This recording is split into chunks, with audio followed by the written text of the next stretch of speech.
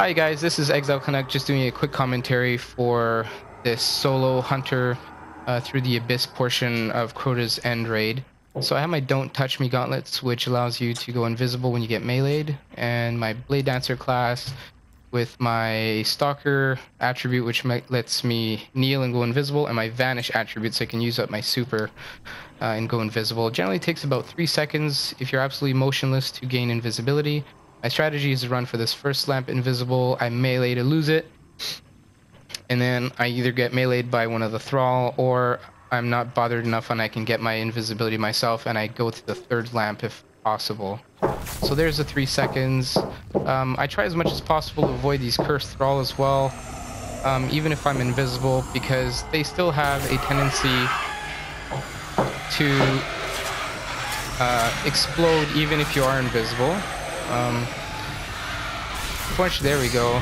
Got my invisibility back, although at the expense of not losing much of my weighted darkness at that second lamp because of that one thrall that was there, and I had to avoid him.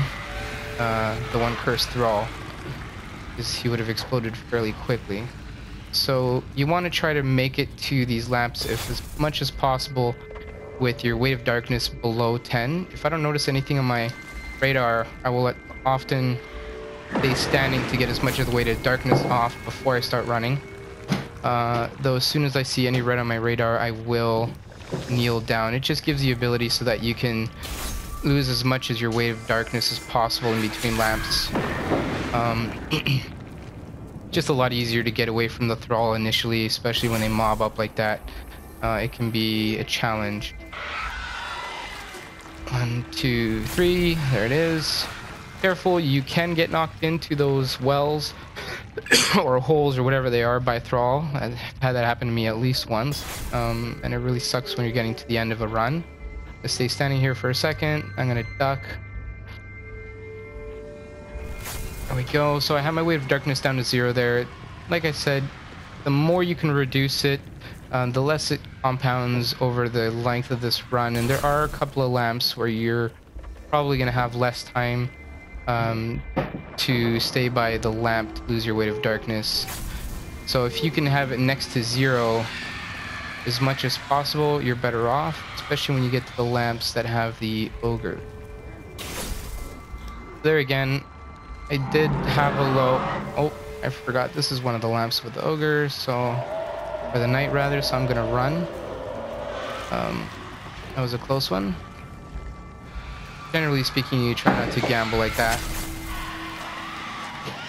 The other thing is, when you have your weight of darkness that low, it makes it easier for you to time running away from the thrall when they get close. Excuse me for the random cough. So there's one more lamp. Oddly enough, my invisibility is not kicking in 3 seconds there. That does glitch sometimes. There is one more lamp where you do need to absolutely be careful, as there is an Ogre close, which is coming up right here. So you absolutely need to have your weight of darkness, if possible, down to 0. And to go invisible. Again, my invisibility was glitching a bit there.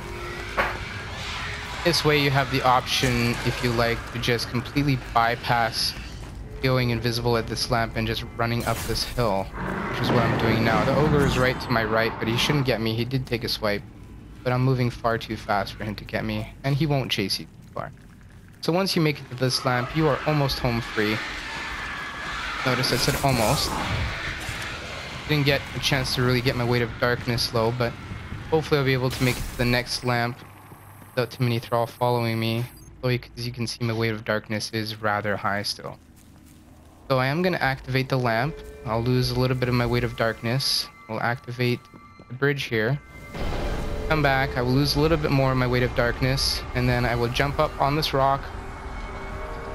I will wait a second, then go invisible. But if any thrall do come close, I won't be killed, and I can get as far left on this rock as possible. Again, go motionless, and then get centered on this rock. Now I usually stand up here, and I start shooting at the Ogre. The hope is that he decides to go left around this rock, which he did. And I'll go invisible now. Wait for my invisibility. Now, generally speaking, the thrall will be attracted to where you were last. So even though with the weight of darkness, you should get basically almost to this rock or right behind it before you lose your invisibility.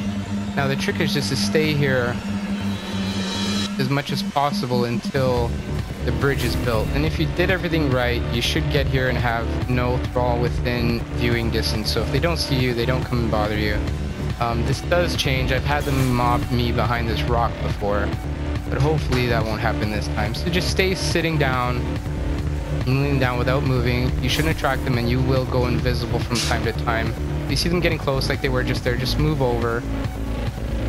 Now you can go invisible again without moving. You should stay in. See this one there?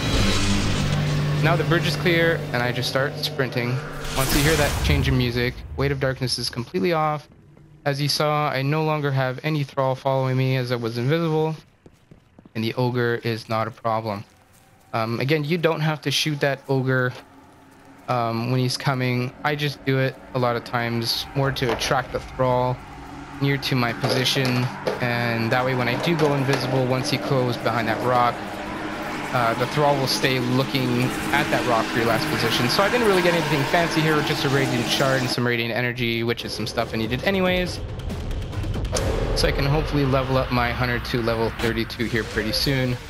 But anyways, I hope you enjoyed watching this video. Here I am now at the bridge portion, which you can either do by yourself as a cheese, which to be honest I've never done myself, or you can do it as a team and you can do it legit, or legit with a side helping of cheese also.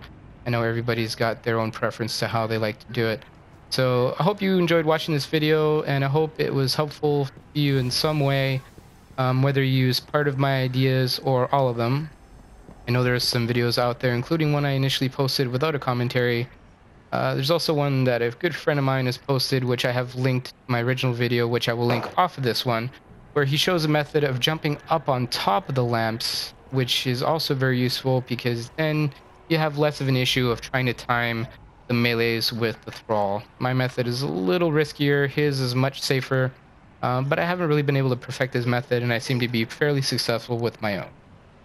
Again, this is ExiledCanuck, and I hope you enjoy this video, and hopefully we'll see you out gaming on PS4.